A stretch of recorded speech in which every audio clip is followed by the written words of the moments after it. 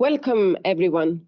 My name is Anna Sundström. I'm the Secretary General of the Olof Palme International Center, and I'm honored and proud to welcome you all today to the launch of the report Common Security 2022 for Our Shared World. This year marks the 40th anniversary of Olof Palme's Independent Commission on Disarmament and Security Issues. The Commission presented its report in 1982, at the height of the Cold War, and introduced a new concept, the concept of common security, the idea that nations and populations can only feel safe when their counterparts feel safe. The concept itself is based on a number of principles, including that all nations have the right to security, that military force is not a legitimate means for resolving disputes between nations, and that reductions and limits on arms are necessary for common security.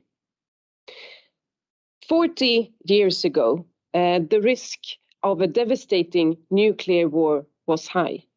Again, the world stands at the same crossroad, faced with a choice between an existence based on confrontation and aggression, or the one to be rooted in a transformative peace agenda and common security.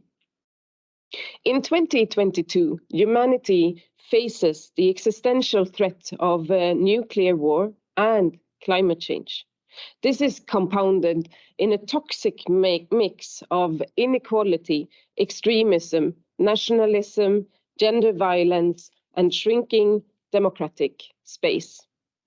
How humanity responds to these threats will decide our very survival. We think that the concept of common security holds the necessary key for survival. By taking the concept of common security as its starting point, the Common Security 2022 Commission initiative has analyzed the world we live in today and some of the great challenges facing humanity. We have had the great support of our high-level advisory commission, a qualified and hugely experienced group of people from all over the world, but also all the experts and scholars who participated in our webinar series. The collective knowledge of all of these individuals is what makes this initiative so unique. All have provided invaluable input and expertise to this report. The views and opinions expressed in the report do not necessarily reflect the views and opinions of these individuals. When the Olof Palme International Center, together with International Peace Bureau and the International Trade Union Confederation, started this journey about a year ago, little did we know of the situation we would find ourselves in when presenting this report. Some may say that it is naive to even talk about peace, disarmament, and common security when the world is on the brink of a new world war. But on the contrary, now more than ever, we need a stronger discourse for peace. The international order, which enables us to prevent wars, stop global warming, fight pandemics, and tackle global challenges, simply does not work well enough. We have to fix it for our shared future. To turn the tide, we must reaffirm the UN Charter. International cooperation and respect for international law must be fundamental to all states. We must revitalize and implement the call by UN Secretary General for a global ceasefire. We must reinforce respect for international humanitarian law and for the UN Charter's prohibition against the use of force. And we must recognize that the threat of nuclear war and climate change are both existential threats to humanity. We must strengthen trust between states and peoples. We must build a world order based on human needs. There is no development without peace, nor peace without development, and neither is possible without the respect for human rights. We must ensure inclusive governance at all levels of society and realize that global peace and security are created jointly. 40 years on from the original Palme Commission, the challenges of our independent global society demand more than ever collaboration and partnership, rather than isolation and distrust.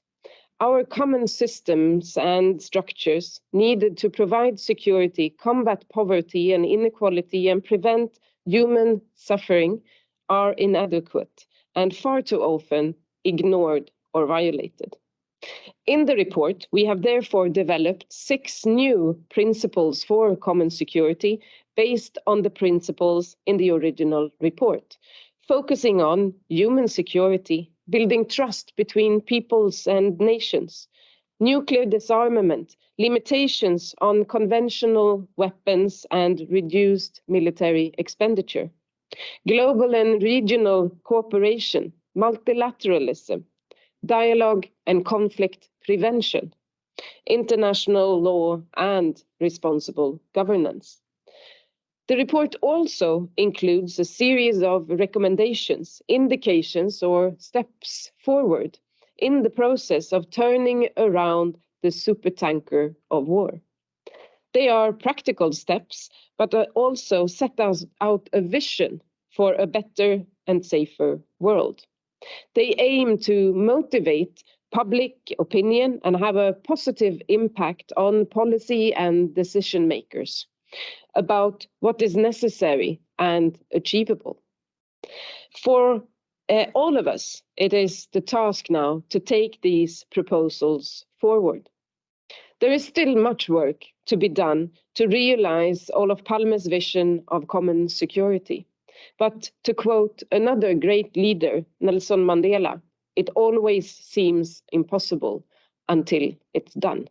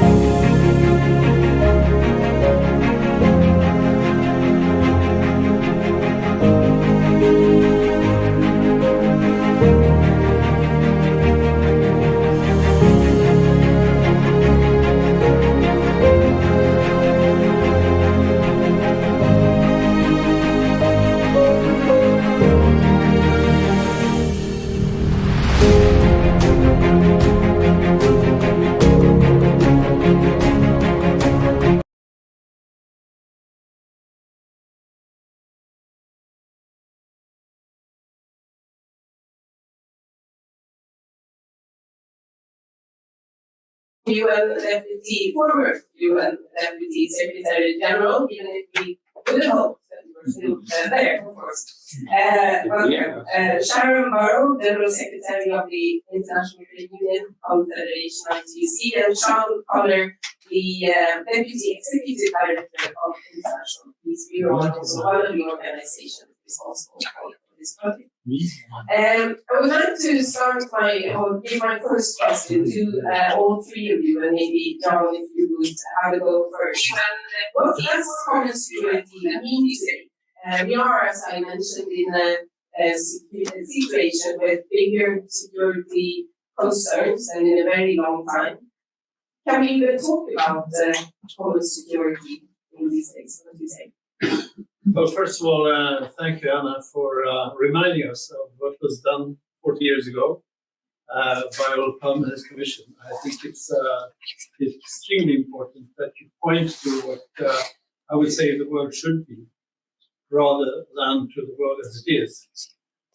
I feel generally that we, in order to deal with international affairs and maybe in society as a whole, that we have to look at both to the world as it is, and then also the world as it should be. And I think our task is simply to reduce the distance between the world as it is and the world as it should be.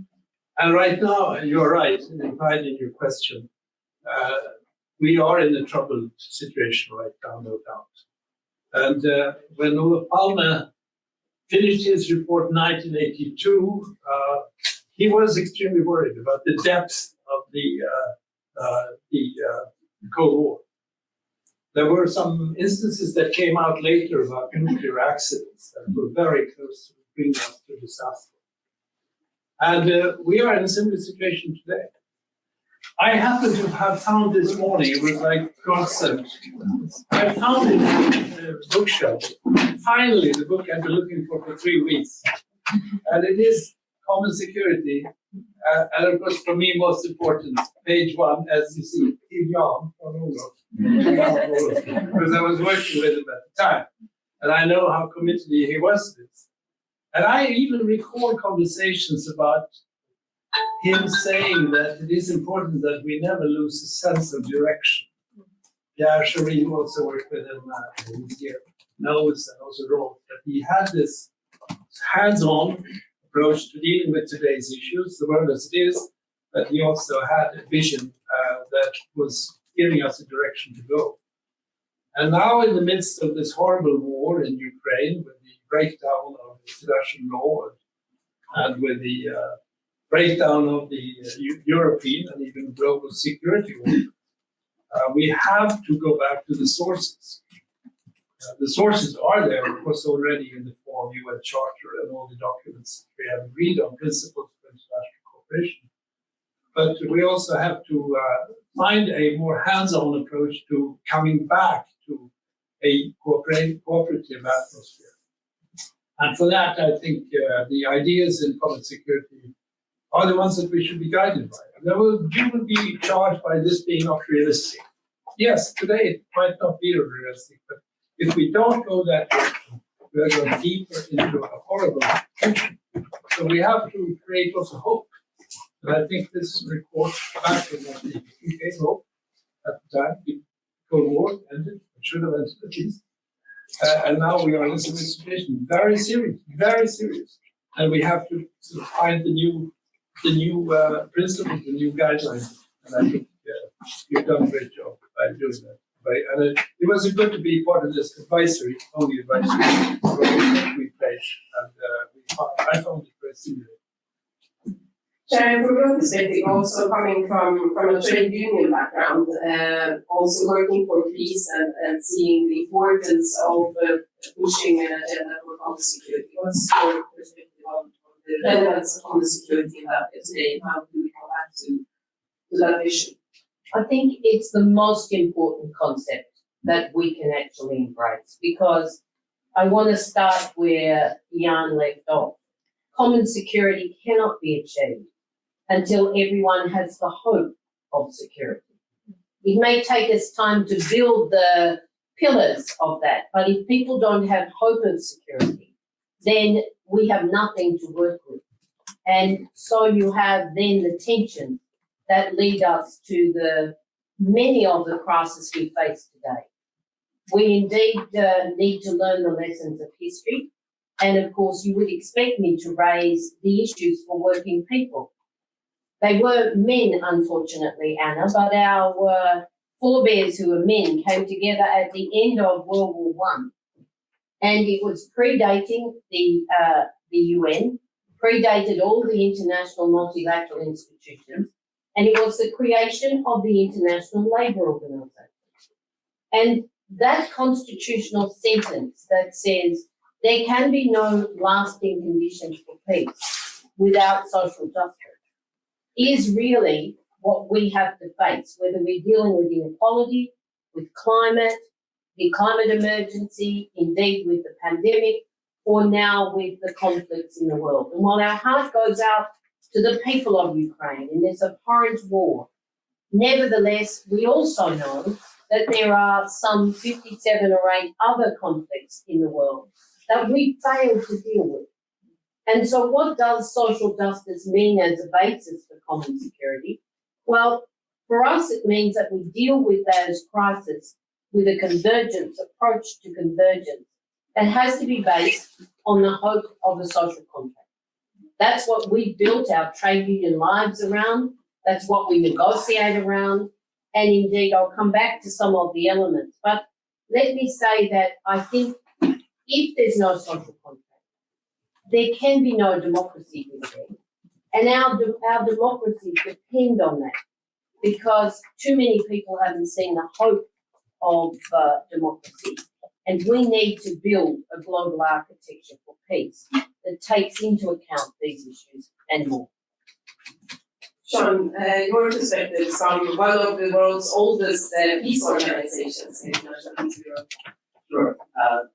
So I think both Jan and Sharon have really given us the context of common security in the modern times. We live in a more globalized world than any point before, and we're seeing a trend at the moment where nations or peoples within nations are in some ways combating this globalization that we have because so much injustice has been carried out despite these changes. However, we know we can't go back. We can't undo the globalization that has been done. We can't put ourselves into silos.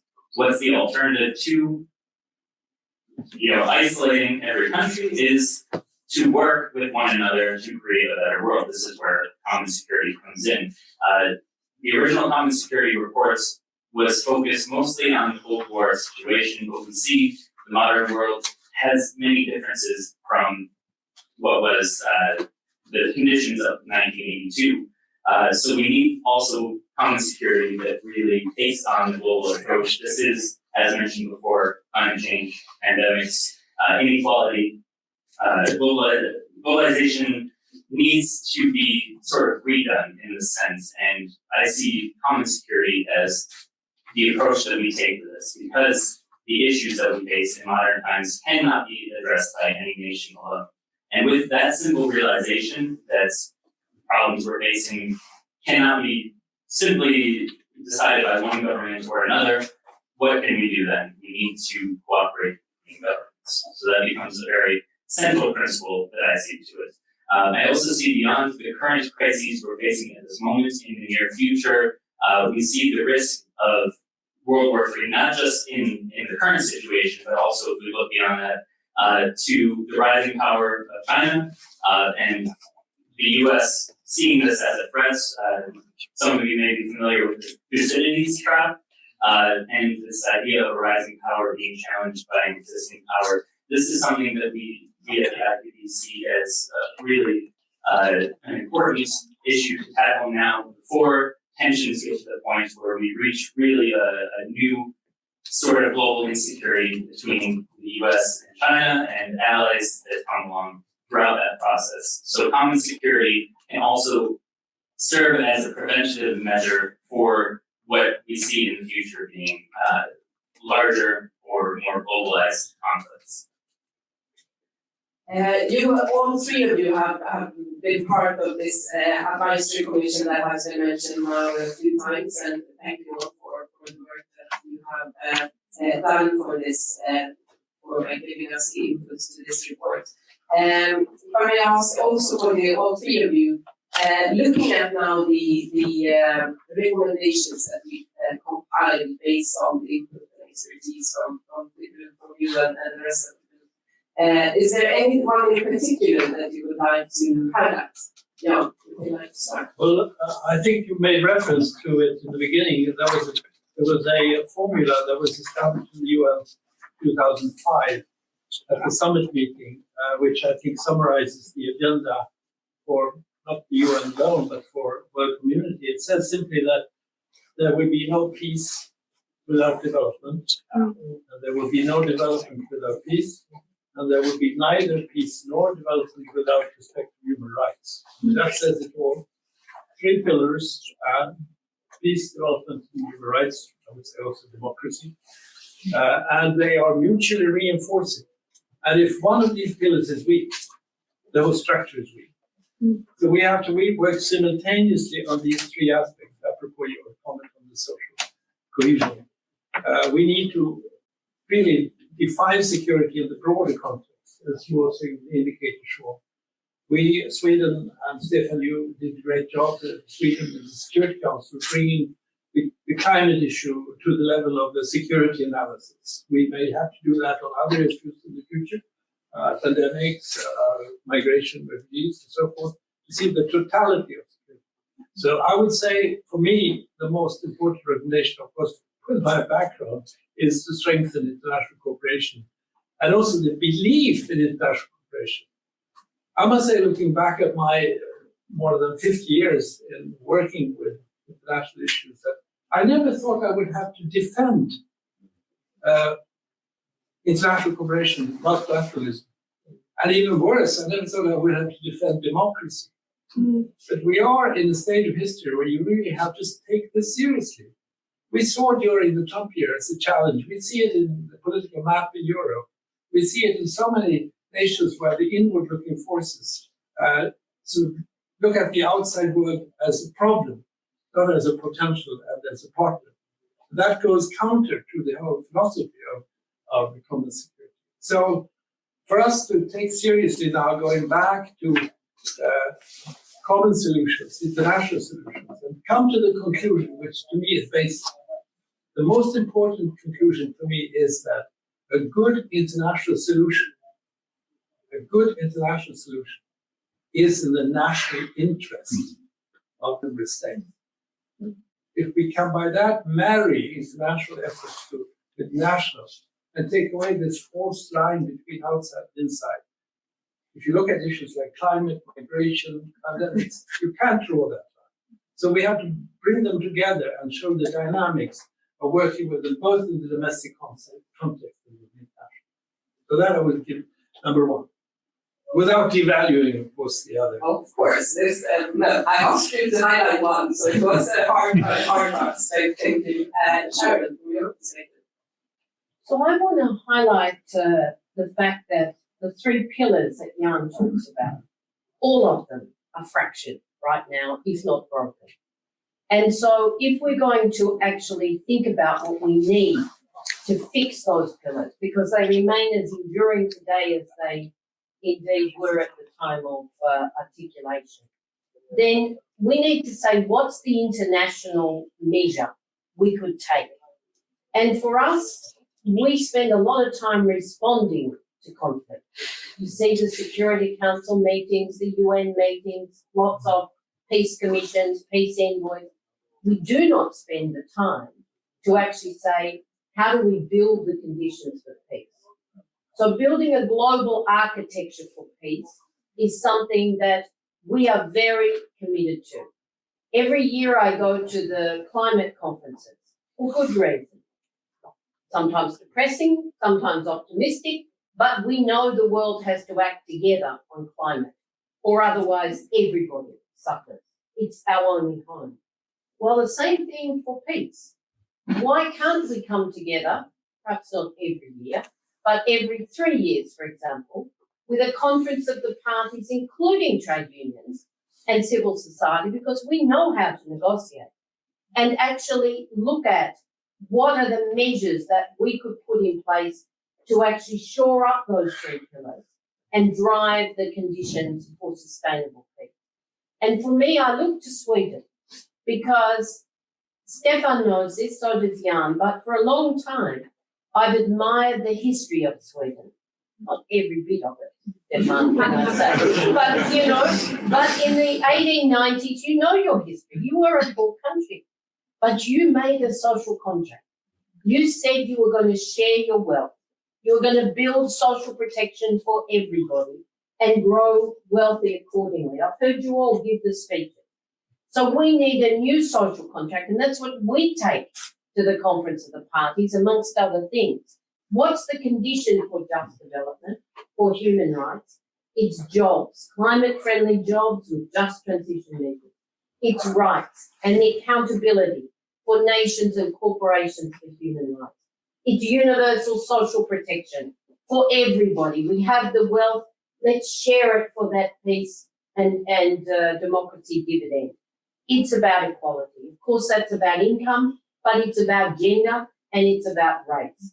And it's about inclusion, which allows us to get to the SDGs, the Paris Climate Agreement, to put the architecture for peace back in place. So I'm in for the global architecture of peace as much as we also support other recommendations. Thank you very much. And to intrigue your reading, there are a few very interesting proposals on how to create this peace architecture that we're talking about. Sean, from your perspective. Yes. So coming from the IPB, of course, we have focused much of our work on disarmament, and I think sections 3 and 4 of the recommendations really drive home many of these points, such as the treaty on prohibition of nuclear weapons being one very important one. But what I want to highlight most in relation specifically to disarmament treaties and international work, which can reduce tensions, is the role of civil society and the role of education.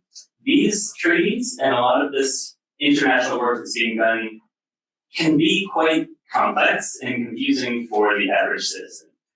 When Trump comes to power and he starts exiting these international treaties, and there is a lot of support behind him in the US for doing so because people do not understand what's going on, and there is no intermediary, there's no involvement of regular people, individuals, and organizations in communicating these messages, in understanding what exactly is happening here, and how these treaties can create trust and protection. So I think it comes in the call to action directly before the recommendations in the text, where there's a really nice section written about the role of civil society on one hand in education, and on the other hand in pressuring governments who may be less inclined to be involved in arms control treaties to take the initiative and to reduce tensions through those. So I think for me, coming from the international peace movement, really the need of a strong civil society to be an intermediary between these governments and the individuals who are less involved maybe in international affairs is absolutely essential for bringing together these recommendations and making them a reality and something that can have strong popular support behind them. I saw that you were picking up something from your pocket, Jan, so I suspect that you have now a thing that you would like to contribute with. But let me also send another thought or a question along to you, because I think that it might be intertwined with this popular support and what Sean was also talking about. Because one very important element for common security to work is trust. And I also mentioned it in my introduction, the need to build trust between, of course, people, but also nations. And the UN Secretary General also talks about the world suffering from a trust deficit disorder. So my question to you then would be, which is a hard question, but still, how do we build trust? Well, we certainly have to take it as one of our major challenges, because I have rarely lived through a more serious lack of trust period than we have today. You see the problems in the UN Security Council, and you see that even a conflict like Yemen, which would naturally not have big power implications, still goes on. In Syria, you had the problem between US and Russia, of course, but there are so many areas where this mistrust is stopping action in security, but also in development and in human rights. So I would say we have to try to get back to these principles and values. And I did pick up from my back pocket my 13th version of the Charter of the UN. I was deputy secretary. I had it with me all the time, and they challenged me when there was a black tie dinner that I wouldn't have it. I had it in my pocket. But I think these principles and guidelines that are set down here, from everything from peaceful settlements of the disputes in Article 33 to finding peaceful settlements and so forth.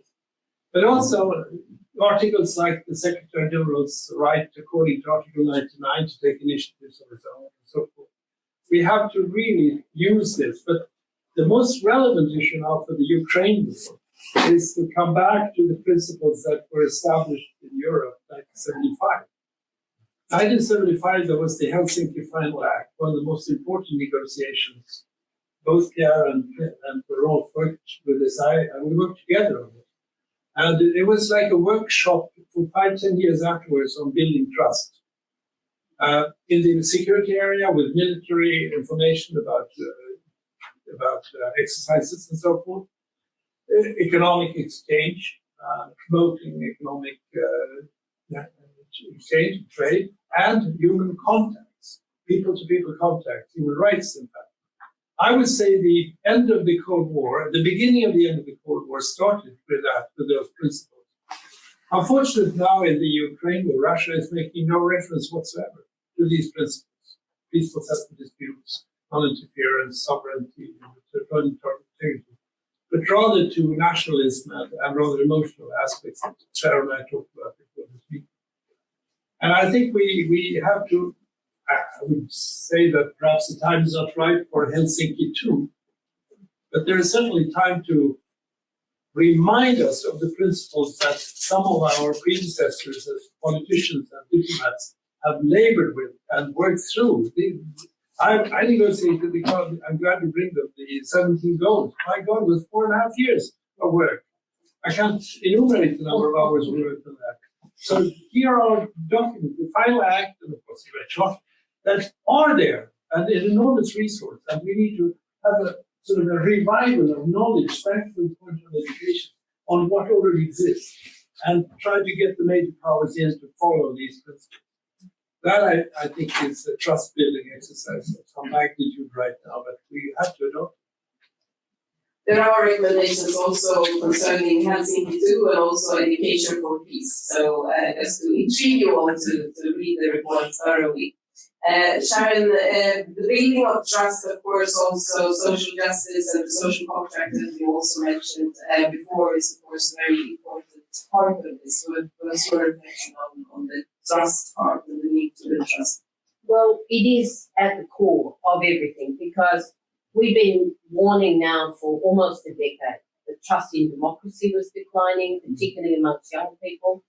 When we saw not just the 8-9 crisis, but in fact the subsequent periods of global shock, we've been warning that in fact people were feeling despair because they couldn't make ends meet in too many parts of the world. The internal displacement of people, let alone the external waves of refugees and the hard-hearted approach to refugees as if they didn't belong to our own human race in too many parts of the world, including, I'm sad to say, my own country, which is a migrant country, Australia. And we said you have to be really conscious that this lack of trust, and it was driven in large part by the quest for corporate profit at every turn, without thinking of the people, without thinking of distribution, abusing human rights in our supply chains at the basis of our global trade and therefore the accumulated wealth. But when you put all that together, people were then becoming so despairing that they became angry. And people would say, but they're not on the street, Sharon. I'm saying, well, come with me and have a conversation. Sit on the doorstep of a family in the Philippines or in an African country or somewhere else, and you will cry with these families about their lack of capacity to pay their rent, to buy essential products, to send their children to school with proper clothes and footwear, and we saw it. But indeed, unless the world sees it and understands that you can't build trust unless you're serious. You can't give a handout and say, trust me. You have to listen to people and build the solutions with them. And going back to the strength of the ILO and the need to reconstruct our multilateralism, it was a tripartite body from the beginning. Now, with civil society and the UN, we may need to be more than just tripartite. But it says without workers and employers, we won't negotiate a settlement, but be a trust in that settlement. That still stands today. People have to trust that the solutions are just, whether it's for climate, for inequality, or indeed for the conditions for peace and sustainability.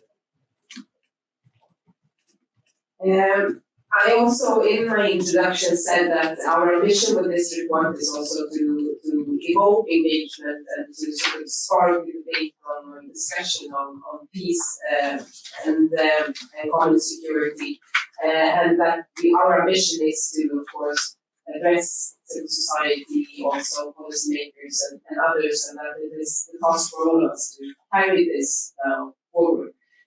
So my final question to all three of you, and I start with you, Sean, what, to whom, in your perspective, do we need to address this message, and who should carry this forward? Well, in the broadest sense, I think the most clear answer is everyone. I see a sort of hegemonic definition of what security is in the modern world, which is more weapons equals more security. This is, what at least many of us, myself included, have been taught from a young age. We protect ourselves by having strong military, strong weapons, and that somehow makes us safe. Now, we know, as this report is saying, this is not the case, but this remains something present maybe in the subconscious minds of so many people, and when you try to engage them on this, they can fall back on that because this is a lesson they've had from a young age. But when we speak of specific target audiences we are looking for, one of them that I identified was educators, academics, and students. Governments, of course, have to also be receptive to the message, so that takes some time to reach them. Militaries and the military-industrial complex need to also hear this message.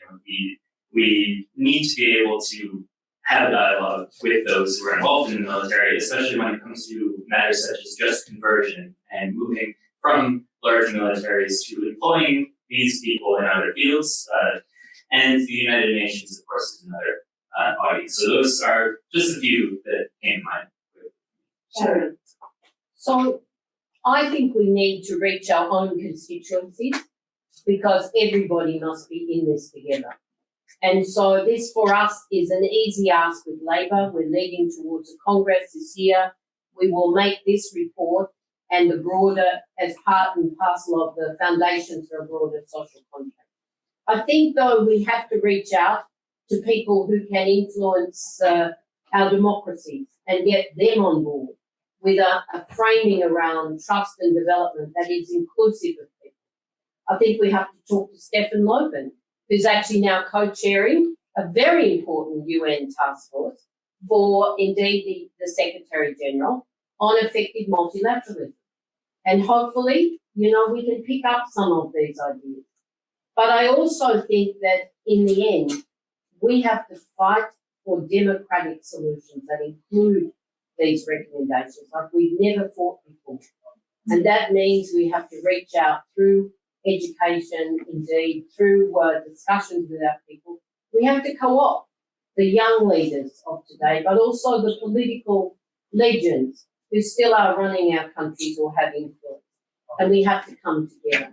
I want to leave you just with a very quick story. I'm sitting here thinking about the fact I was a very young teacher in the 70s, and I say very young, but in the 70s, and it was the UN International Year of Young People, and peace was one of the items on the agenda. I was threatened with disciplinary action for building a student union council around education for peace. Of course, I was, part of a union. That didn't happen, but we still have to thwart those who would not allow us to talk about the realities of the conditions that our people, young, older people, workers, everybody face today. Thank you. There are very big groups of stakeholders already laid out there. From your perspective, what would you like to ask? I guess we need some type of mobilization of good forces, and we have to go very broadly. We have to leave this silo approach that unfortunately is plaguing bureaucracies I think they can be found both in the UN and in Sweden also, I must say self-critically. We work very much in the silo, in the vertical approach. And that's where we find our colleagues, that's where we speak our language. But the problems are not vertical. The problems are horizontal. And that means that we have to mobilize not only governments and international organizations, but also labor unions, the private sector, the business world, the academic world, the civil society, media, the economic world, etc. I guess. I mean, you got to sort of take this horizontal approach, and if I may say so, put the problem in the center, and the glass of water is a very good, a very appropriate problem to look at. The glass of water, and look at the problem, put the problem in the center, and then ask who can do something about it. And it will turn out that you need all these other actors that I just mentioned, that Aaron Sean mentioned. They need to be around the problem. And afterwards, we should aim for an informal or formal division of labor. If we sort of take that approach and not sit and jealously watch our own silo and not share information and so forth, we will be not approaching anywhere on the solution side. So we can go that way, and that would also unite us with the common security. The whole common security concept is that. And I would say almost sentimentally that to me the most important word in the world today is together. That's the most important word. If we can realize that we cannot alone solve these issues, we need to do it together, then we have that as a driving force, almost of an emotional nature, but also very down-to-earth utilitarian. And also it comes back to this document again. You know, of course, which are the first three words of the Charter. The first three words of the UN Charter is "we the peoples." I must say, as a government representative, it doesn't say "we the governments." It's "we the people." And we should be remembering that all the time. And that's what this report's all about. Thank you so much to all three of you. I think that to leave with the word of togetherness also for our shared world, which is the beginning of our report. And also to underline that I think that this is one of the things that has been so very unique and very inspiring with the work that we've done, that the group of advisors in this commission has had so very variety of backgrounds that we really, I think, managed to overcome silence to have a more joint perspective on the challenges that we face. So thank you to all three of you, and now we will listen to a video message from one of our other commissioners from South Africa. Dear friends, the recommendation of the Common Security Report 2022 is what humanity critically needs to address the urgent convergence of crises. The recommendations only stand a chance, however, of being achieved if we address the issue of security in an intensely intersectional manner. We will not achieve the recommendations if we do not address the deep inequality that exists in the world, in which we see overconsumption by some and underconsumption by the many. President Eisenhower's departure speech, in which he warned about the powerful commercial and military interests driving policymaking, is more relevant than ever before. We must seek to rein in the industrial military complex as he advised. These recommendations are neither fundamentally new nor revolutionary, but they are what is critically needed at this moment. And what must be different about this moment is that we try harder to generate maximum political will and a more inclusive approach that includes the global South and a range of constituencies, from women to indigenous peoples, that sit on the margins of a conversation that they should be at the center of. Thank you very much.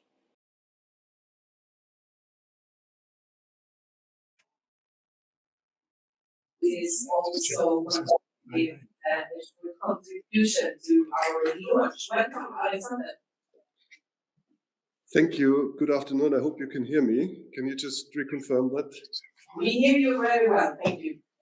Thank you. It was a pleasure for me to be able to contribute to this important work. We are indeed at a crossroads, also as regards the threat of nuclear weapons is concerned. The conclusions of the 1982 report that international security must rest on a commitment to joint survival rather than the threat of mutual destruction is as pertinent today as it was then. And common security is the alternative to nuclear competition. And sorry, I see my camera is not on. I see a message, my camera is not on, but my camera is on. I cannot do anything. I will just continue. The existential threat of nuclear weapons and of the risks of nuclear rhetoric escalating have again been brought into sharp focus in recent weeks. These risks are today graver than they have been at any time since the height of the Cold War. And the consequences of nuclear weapons use would affect us all. Nuclear weapons and nuclear deterrence create great risks for humanity and for our common security. And all this, of course, underlines the urgency of progress on nuclear disarmament as the only way to prevent the catastrophic humanitarian consequences that any use of these weapons would entail. So we must avoid a slide back into an unmitigated nuclear arms race dynamic. And I would like to highlight that the recognition that the nuclear war cannot be won and must never be fought demands conceptually the abolition of nuclear weapons. So consequently, there needs to be a serious engagement by all states in a process to discuss how to move away from the nuclear deterrence paradigm and to develop alternative common security approaches and policies. So this aspect, moving away from the precarious concept of the nuclear deterrence logic, seems to me one of the absolute key points. And of course, for this, we need a much broader discussion and a broad stakeholder process. Thank you very much. I'm sorry about the obvious lack of camera. Thank you very much.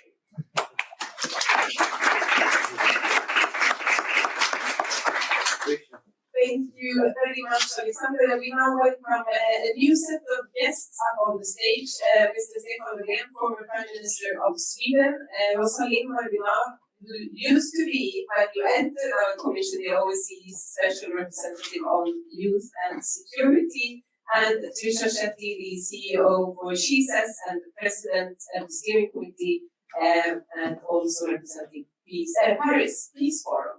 Most welcome to all three of you. Both Rosalind and Trisha has also served on our advisory commission, so I'm very happy to have you both here, of course, and honored that you had the time to also be with us today, Stefan. I will start with a question to all three of you. So looking a bit further into the future, because we have now heard that now we of course face very serious security challenges that needs to be handled and tackled, but we must remain with the vision of common security. So your reflections on this, how can the concept of common security be useful, and is there any recommendation also from the report that you would like to highlight? And start with you, Stefan. First, thank you so much for giving us this opportunity, and thank you for the work that we've done on common security. I remember well when this report was launched in 1982. And I also remember that when I was elected party leader 10 years ago, on the international arena, I started to talk about common security because that's a concept, a strategy that is so evil live, and it's the strongest. I'm so glad that you more than put it on the agenda, you made this to the agenda. This is the main agenda. How do we do this? Now I've just started work for the UN, the Secretary General, how to do a great panel on the how. Because as Jan and others said, we have the UN Charter, we have the Sustainable Development Goals, we have the Paris Agreement. So we know the what, we know what we need to do, but we stumble on the how. And therefore we will work with this. So I can't, I don't have the answers yet. We'll meet next week for the first time physically in New York to discuss that. But it's obvious that two things I want to emphasize. First is the human-centered perspective. I think that is crucial to find this trust that world citizens, no matter where they live, that really feel and experience that this multilateral cooperation is for me. And I think the other perspective is that we need to change the narrative from one that seems to often anyway, mean that when others gain and prosper, raise their prosperity, we lose. It is not a zero-sum game. This is a win-win-win game. And the health pandemic showed us that very clearly. We said that we need to make sure that everybody gets vaccinated. The vaccine was developed faster than anyone could ever believe, but then countries were holding on to substances and other. And I remember clearly talking to the president of the European Commission, Dr. Lang, when I found out what was happening around, and I said, shouldn't we at this time sit around the table and say we need this amount of vaccines? We want to handle the logistics this way. We probably need to educate people in different regions of the world to make sure that everybody gets this shot. That is what we should have done. Instead of inventing, developing a vaccine, and then start the fight on. So that is an area I can see very clearly that we must be able to show this win-win. And now, obviously, when countries have been closed for a year or so, the moment they open up, they have the disease. So I think there's a chance to show that we can do something quite quickly to also give trust. Climate issue is another one, just to brief it, but that's also an issue where you see when you change the narrative. When I discovered that the Swedish business sector was starting to change the way of thinking from a position where they rejected, said this is expensive, it's difficult, it will ruin our companies, to a narrative where they said, let's bring this into our business model because we will profit from the change. So, and that means we go from a picture that the change, the transition is something difficult and tough and can be difficult, yes, but you know that on the other hand is a better society, is a better life. So I think changing narrative is right. And young people. I visited a school yesterday in North Stockholm, high school, and it was, it was so filled with energy. So I think that people-centered, young people, bring people together, start dealing with depression, because constituted in 1982, that was one of the most important messages to me anyway. You need to feel the pressure from people talking. Rosalie, from your perspective, being also part of the advisory commission, what are the recommendations that you would like to highlight, and how do you see it, the importance of coming back to these common security? Firstly, thank you so much for all the work you put into emphasizing. It's a renaissance for the term, also the politics of common security. For me, common security is a method and promise of coexistence in solidarity. And a few years ago, I made a promise to myself to do my very best to leave the world better than the one that I was born into. And what I can see is that we're going the other way. You asked the question in the beginning if it's useful. It's not a matter of useful, it's a matter of necessity. It's absolutely crucial. Yet, honestly, we don't really have a choice in common security. The other one is destruction. And I believe the ones saying that it is naive to talk about peace or naive to talk about common security, they haven't suffered from the consequences of the opposite. And therefore romanticize and glorify it. We have to be the ones with strong voices, emphasizing the other, that's peace, with the people, everything else that involves in this report. But as I said, we're seeing that it's going down the way. Democracy is the most important thing that we have. And according to the DDM Institute from the University of Gothenburg, they say that only 32 liberal democracies are left, which is 14% of the world population. Only 14% have the privilege of living in liberal democracies. That's nothing. Also, shrinking civic space, it's people's movement in civil society that creates democracy. We can see invasions and war. Everywhere we can see fear and the lack of trust, which we have heard the former panel speaking about. The climate crisis, we can see injustice everywhere. And right now we can also,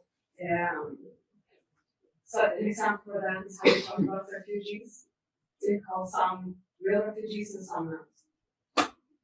Justice is not to choose between which injustice you have to face.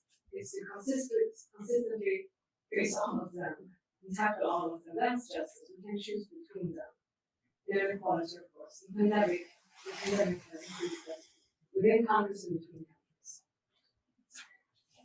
I know you asked a specific question. I'm leading up to the answer, I promise. There's just so much to say about this. And once again, it's a necessity. And as you said, it's to create a global discourse on peace because we lack that right now. And we're also in the institutions that are supposed to bring that to the table. And for me, trust is the base of all prosperity. You can see that we bring everywhere. You can see that also in Sweden, in the local, how we treat each other, but also in the multilateral system. And the problem here is we don't have anyone, especially during these times, that have the courage to be the first one to trust. Because I believe this trust creates more distrust. That if you have someone that can be the first one to trust, I believe people will follow. You can be the ones maybe. Looking at you. But of course, young people. We have to also give them power to do that. The status quo, as it is now, is the most detrimental part. But two recommendations. For me, it's, of course, all of them is important. To abolish nuclear weapons, the combat climate crisis, but I want to emphasize the first part, which is both 1.1 but also 1.8. And I'll start with the last one, 1.8, which is to reform the legal system. That is nothing new. It's been going on for many years, and especially in civil society, talking about how can we create a better UN, the veto rights and so on, and shift the power from Security Council to another one to General Assembly. That's more progressive. And that is truly one of the hardest questions, because the hard thing is the big five that holds the conditions of power. How can we encourage them to give power? And that's in general the hardest thing that human beings can do, give power to others. I don't have the solution here as well. But I think we have to be prepared to talk about it and be many. And remember, it's not the government that's holding the people. The common agenda, but also common security can be a method to create and give more sense of responsibility for the people, so they can hold the UN or states accountable for that. But also one when it comes to military alliances. The strongest military alliance is democracy. Democracies never fight democracies. You have to remember that. How can we create democracies? And I believe we're not offensive here. we are defensive, because what we can see happening to the space is shrinking. So we have to be, if I say aggressive, I hope you know, in the hybrid, peacefully aggressive, to create democracies, uphold them, encourage people, strengthen civil society, people's movement to do that. We have a lot here to do. And that's, it's so much more to say about Alzheimer. Thank you very much. We'll have more opportunities. But turning now to you, which finally, also from your perspective on the recommendations around the importance of public security. Thank you. It's truly has been a great pleasure to have worked with everyone in the commission and have the meetings that we had. The one question that I had asked us all to consider is, right now, even amongst this group, we are living in safe, secure conditions right now. I hope you are not worried about this place currently being bombed. I hope you have a sense of understanding that this is a secure place. So when we speak about security, we must acknowledge that where there are people currently living in terms that's not this, right? So how does this report affect their day-to-day livelihood, their day-to-day life? That was important for me. And when I think of who are the people that are being deprived of their human rights, and we say we the people, right? Under that umbrella, who are the people that do not have a sense of security? I think obviously of Ukrainians. I think of Palestinians who are not afforded their right to pray, right to dignity. I think of refugees that are broadly categorized as uncivilized, right?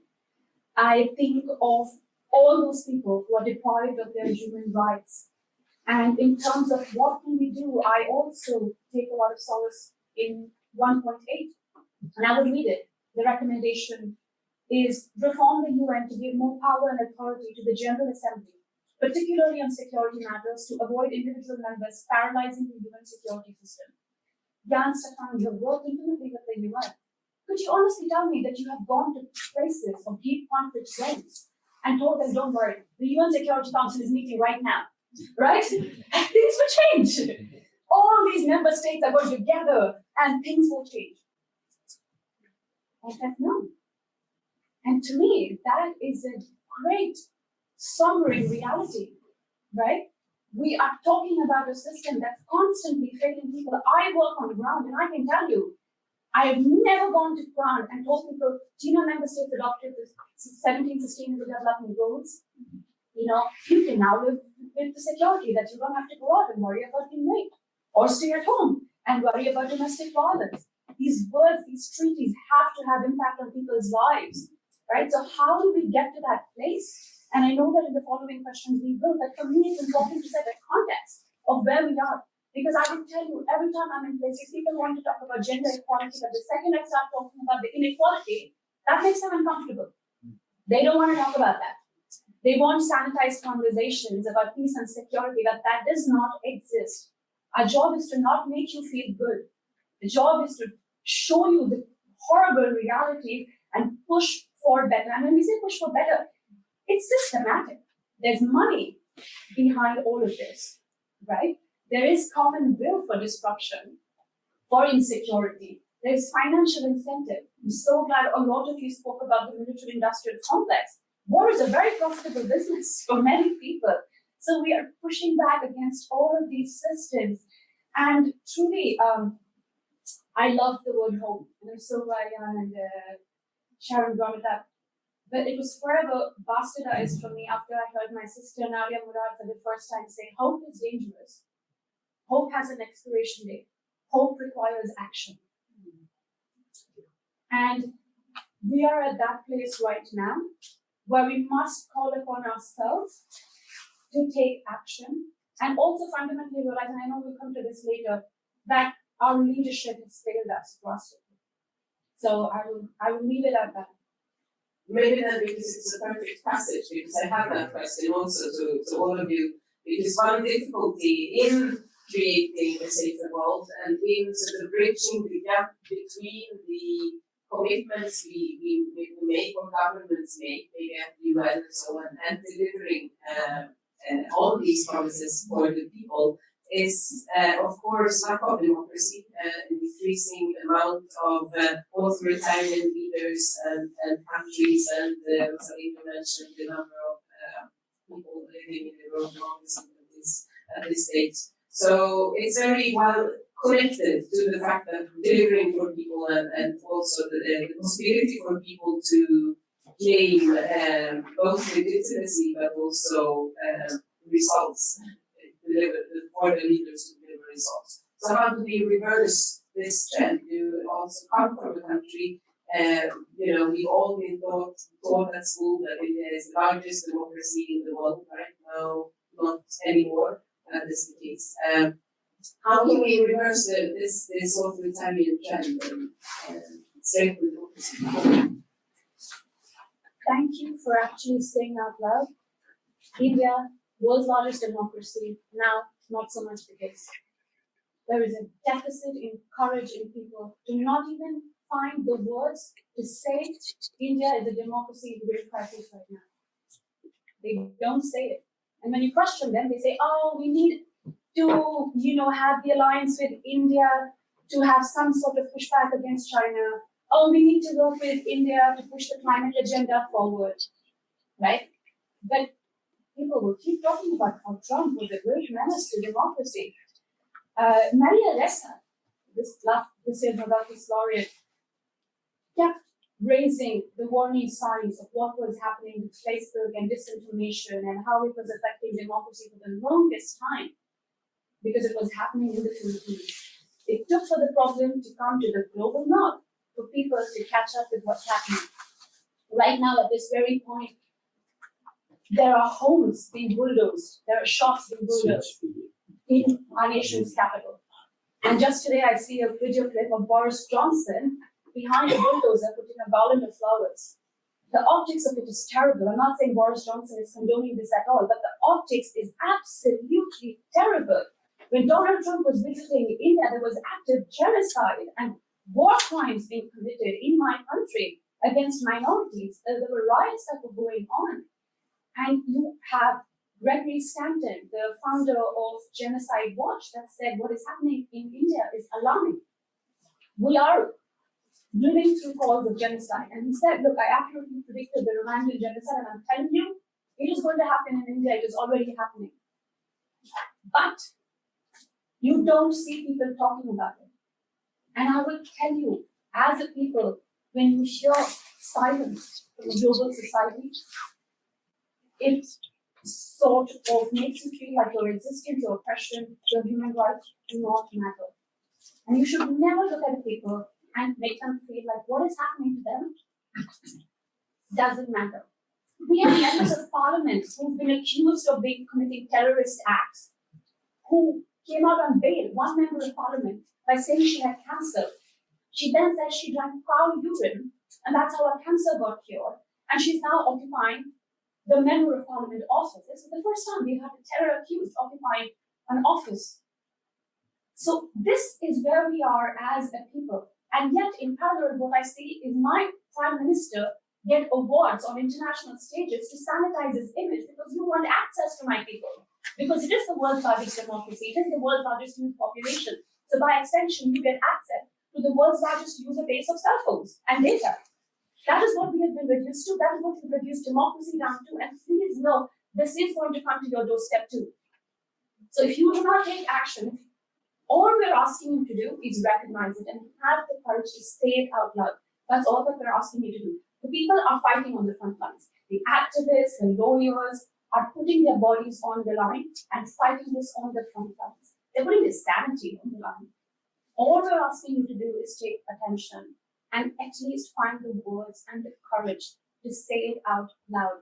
This is wrong. This is genocide. And there is no amount of diplomacy that can justify you sitting across the table from a noted war criminal and not even having the gumption to say, what are you doing to your people? We, the people, should count for something. Stefan, turning to you also with the experience, of course, from both being in national government but also from the multilateral system, how to bridge this gap. There is an expectation from people, of course, to deliver on the promises made, and far too many promises are not delivered upon. Andreas also talked a little bit about this on the Agenda 2030 and so on, which of course creates or infuses the lack of trust in politicians and in the democratic system. So how can we restore also the trust in democracy, and also what Tricia is mentioning, how it's been eroded in many countries, the trust for democracy. Well, it's very complex because the problem with decreasing democracy in many perspectives. The one I think is very important. Democracy has to deliver. Has to deliver the social contract. So people can see, well, this is the way to go. Why is Putin so aggressive to Ukraine? Well, it's geographical, it's also about security.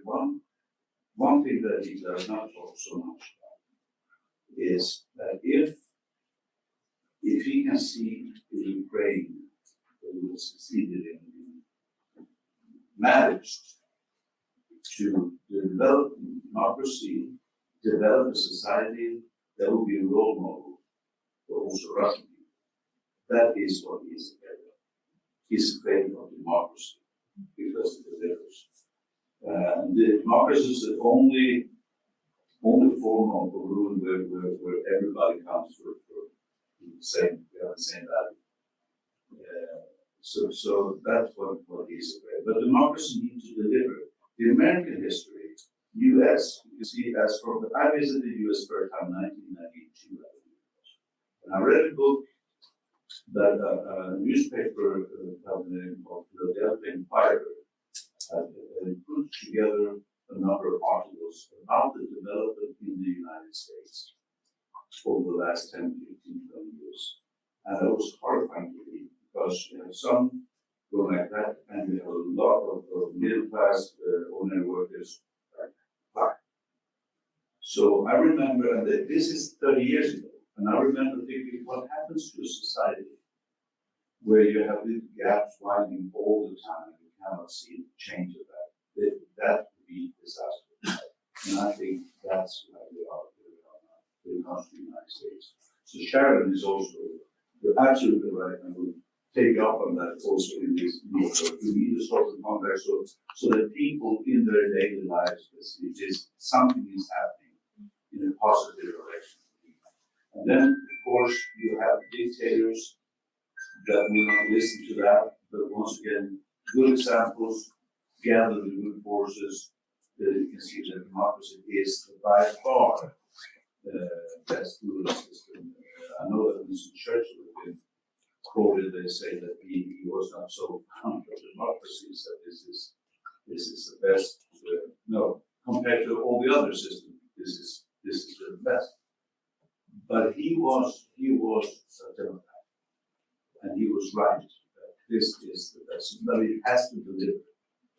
If we don't deliver in democracy, people mistrust democracy. That's easy to say, but we need to be aware of that. I remember when we launched this project almost a year ago, and the first conversations that we had in the Advisory Commission on security, we tended to talk about very many other dimensions of security rather than the lack of, or the non-existence of military threats.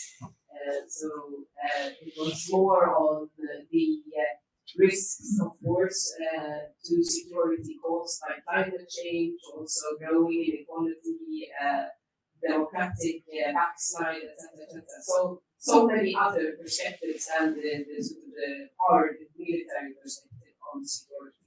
Of course, during the course of our meetings, also with tensions growing in many parts of the world, and not least now in Sweden's neighborhood in Russia, for example, leading up to the invasion of, or full-scale invasion of Ukraine, we should say, because of course it started already 8 years ago. our conversation sort of took a bit of another turn. And I also remember specifically from the launch that I was asking the question on the threat of nuclear weapons, because it was a forgotten threat. People did not talk about it only a few months ago. But now again, it's in our consciousness, of course, for everyone. So my question then to you, do you also feel that we now face the risk of not taking the risk or the threat of the security threat of climate change seriously enough, because we divert all the attention to more of the hard security, so to say? What Trisha, may I ask you? Or Rosalind, please start. Sure. Thank you. I think, as Jan mentioned, we work in silos, but we also do that in our minds in a way. When something happens, we direct all the attention to one place. When something else happens, we move our attention there. But often it's when it's already too late, or it's burning. And I think that way is detrimental for prosperity. And one thing that the pandemic taught me is that everything is possible if we have the will. And everything that's not happening or happening is due to will. We turned the whole world upside down in 2 weeks. We shut down, we transitioned into this digital world. Everything happened because suddenly leaders had the will to do that. And that taught me something. To never accept no. Because I believe it's possible if we have the idea. And we have the ideas and solutions and suggestions, and we have science backing us up. But the political leaders with the strongest power to change that, they don't have it. And I will be back to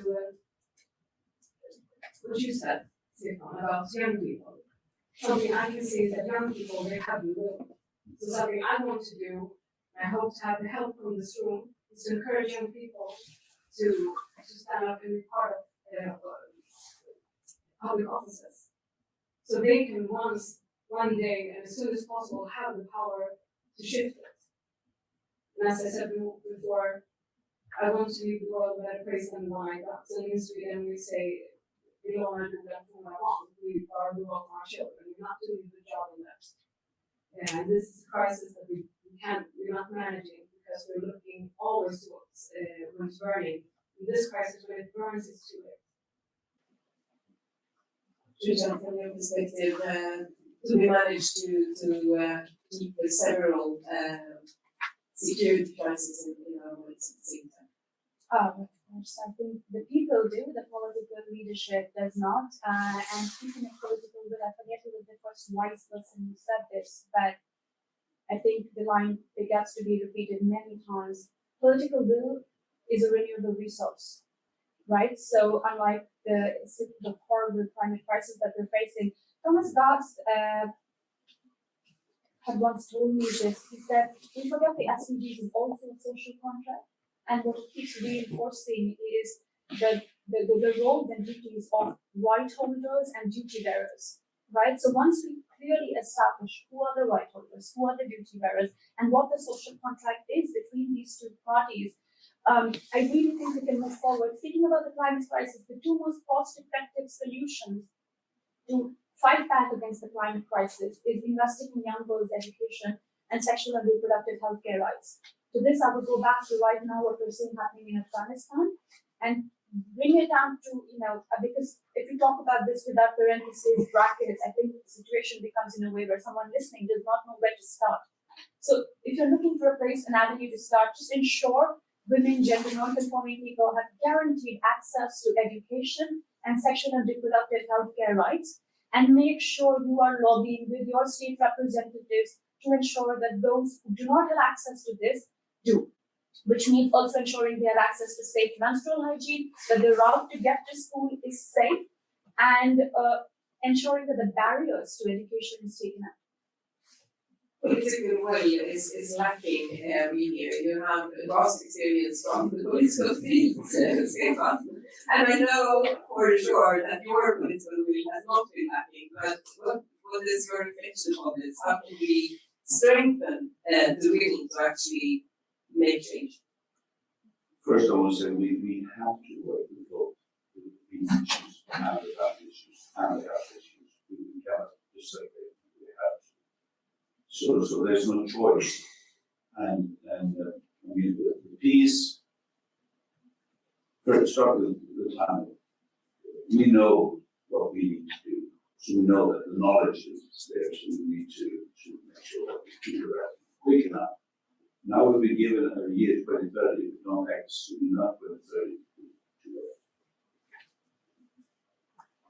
At the same time, nuclear weapons can make it too late tomorrow.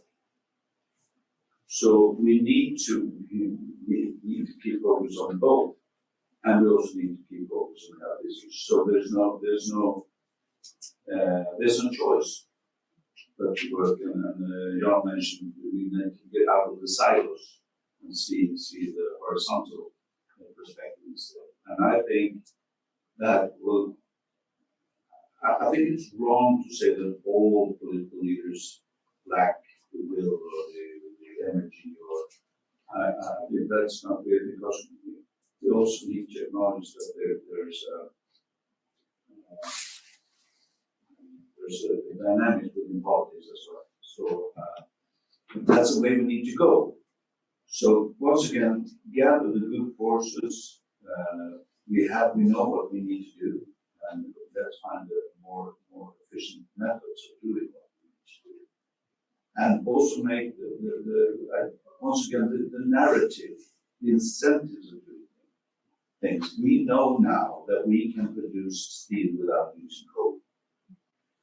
We can produce steel that is possible. Nobody believed that 10 years ago. Now we know that, and we know that we can have a clean energy sector. We know that the cars can be clean. So we know this, and I think we are at the tipping point now, where we find more and more people, leaders as well, that say, well, this is the way we want to go, because that's the best incentive. We want to do something. And now you see this. Here's the new technology, where you have new technology, you have new jobs, the future jobs, and where you have the future job, you have the future weather. So I don't know if it was an answer, but it was a good reflection, and also a reminder that we know what we have to do.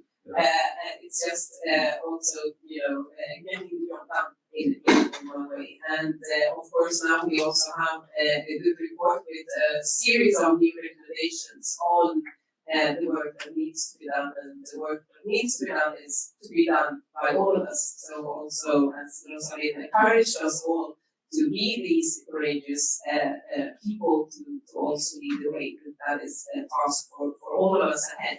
So with this, I would like to thank you all so much for, of course, for your being in the commission, Rosalind and Trisha, and for Stefan to also now taking the torch forward in the work that you are doing, of course, both in secret, becoming appointed, and within the UN. We will now round up by having a few words from Philip Jennings, who is the co-president of the International Peace Bureau, and this project actually came about already in 2020 in a conversation between Philip Jennings and myself. We came up with the idea and realized that in 2022 it would be the 40th anniversary, so to say, of the Common Security, the original Common Security Report.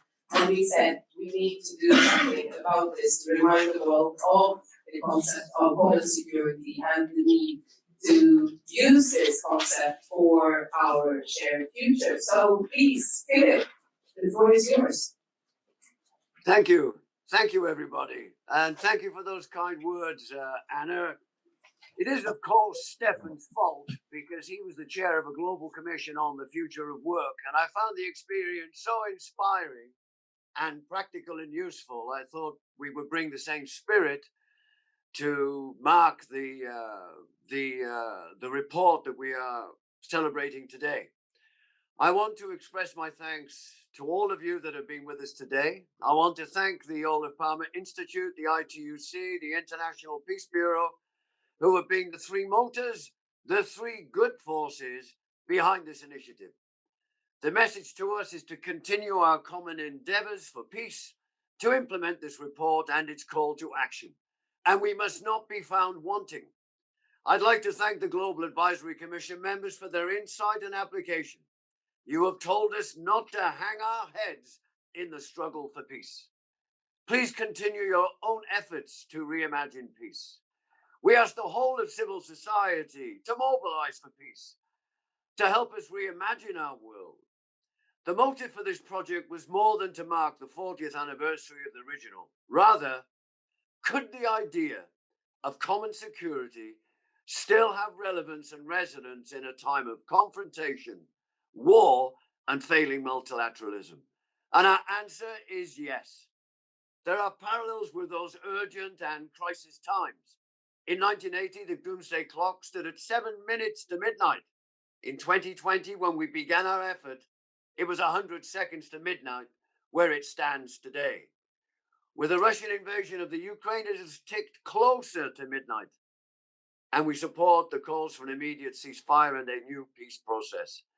In 1982, the report stated that in its 2 years of its work, the international situation had become more dangerous, with an accelerating arms race, the development of new nuclear weapons, with worries that the superpowers were considering fighting a nuclear war. Our report repeats those warnings. We underline the existential threats of nuclear weapons, of climate change, pandemics, and all compounded by a toxic mix of inequality, extremism, nationalism, gender violence, and a shrinking democratic space. We have identified all the dangers and risks lying in wait for humanity. How we respond to them, to climate change and nuclear weapons, will decide our survival. We echo the original Palme report fears of an international order facing severe challenges, that we are teetering toward the abyss and our common systems and structures needed to provide security, combat poverty and inequality are inadequate and frequently ignored or violated. As the UN Secretary General stated, humanity faces a stark and urgent choice: breakdown or breakthrough. We hope this report serves as yet another wake-up call to the world. We continue to see the value of the driving principle of common security, that international security must rest on a commitment to common survival rather than the threat of mutual destruction, of inclusive peace processes, a new social contract, respect for human rights, and the long-term goal of general and complete disarmament.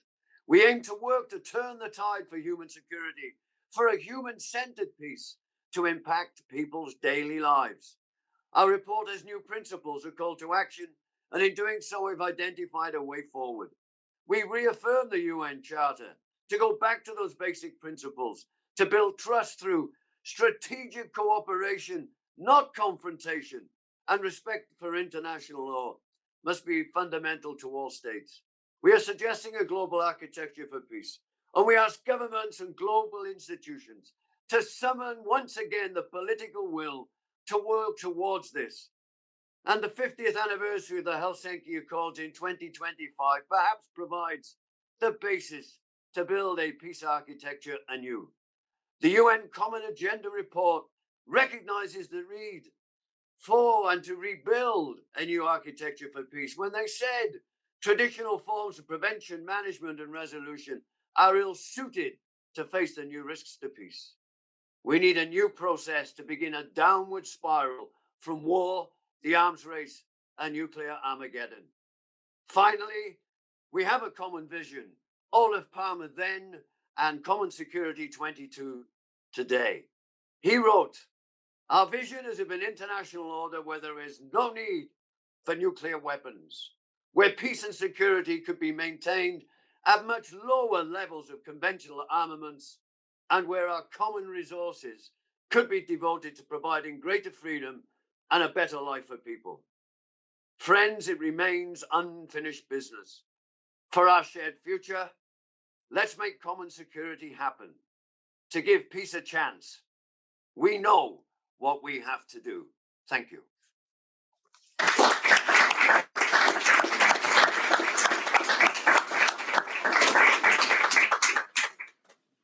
Thank you, everyone who's been with us here today, and of course, everyone who is also following us online.